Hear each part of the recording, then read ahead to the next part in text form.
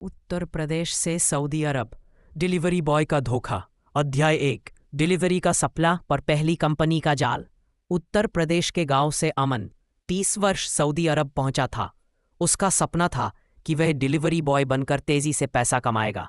Riyadh पहुंचकर उसने एक लॉजिस्टिक्स कंपनी में काम शुरू किया, लेकिन कुछ ही महीनों में काम मिलना बंद हो गया और अमन को समझ आ गया कि एजेंट ने जो सपने दिखाए थे वह हकीकत से कोसों दूर थे। तभी कंपनी ने अपना असली रंग दिखाया। कंपनी ने इकामा रिन्यू करने या एग्जिट वीज़ा देने से पहले अमन पर दबाव बनाना शुरू कर दिया।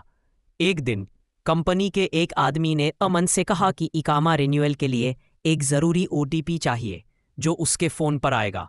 मासूम अमन ने विश्वास करके वह ओटीपी बता दिया। अध्याय 2। धोखे से लगा जुर्माना 15,000 रियाल।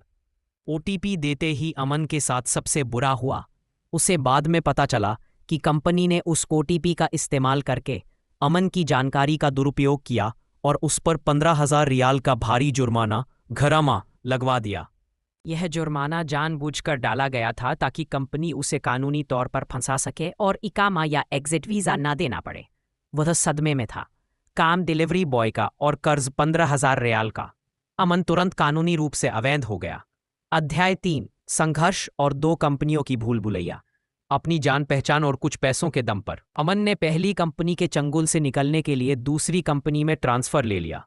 उसे लगा कि वह नए सिरे से शुरुआत कर सकता है, लेकिन दूसरी कंपनी में भी किस्मत ने साथ नहीं दिया। कुछ ही समय में वहां भी काम ठप हो गया। अब अमन दोहरी मुसीबत में था।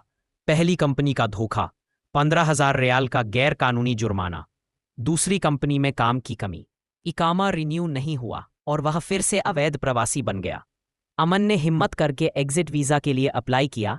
तभी उसे आधिकारिक तौर पर पता चला कि 15,000 रियाल का जुर्माना भरे बिना वह घर नहीं जा सकता।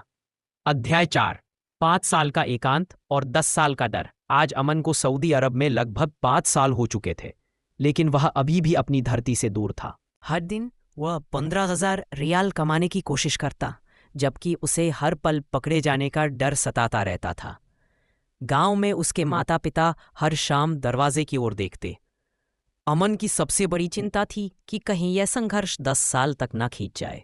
वह अक्सर रात में रोते हुए सोचता, अगर मैं 10 साल बाद 40 साल की उम्र में फटेहाल लौटा तो क्या मेरे माँ बाप, जो अब बहुत बूढ़े हो चुके होंगे, उस थके हुए चेहरे को पहचान पाएंगे जिसे धोखे और डर ने छीन लिया है?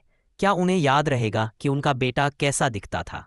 धोखे ने न केवल उसका पैसा छीना था, बल्कि उसके परिवार के साथ उसके अगले 10 साल भी छीन लिए थे।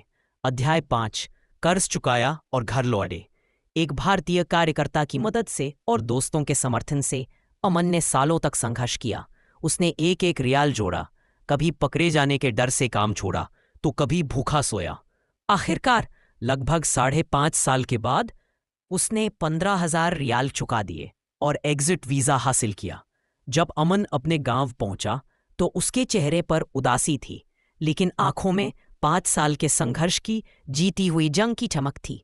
माँ बाप ने दरवाजे पर उसे देखा। उसकी थकी हुई काया, उसके चेहरे की शिकन, सब बदल चुका था। पर माँ ने एक पल में उसे पहचान लिया। पिता ने उसे सीने से लगा लिया। उस आलिंगन में 15,000 रियाल के धोखे का दर्द, 5 साल की जुदाई और 10 साल बाद न पहचान पाने के डर का बोझ हमेशा के लिए उतर गया। अमन जानता था कि अब उसका जीवन केवल पैसा कमाने के लिए नहीं, बल्कि धोखे की वजह से हुए अन्याय के कारण माँ बाप से छीने गए समय को वापस देने के लिए समर्पित होगा। आपकी कहानी, अमन की कहानी, यह दिखाती है कि प्रवासी मजदूरों का जीवन अक्सर धोखे और कानूनी उलझनों का शिकार होता है। यह एक प्रेरणादायक कहानी है कि कैसे आपने उस धोखे का मुकाबला किया और वापस घर लौटने में सफल रहे।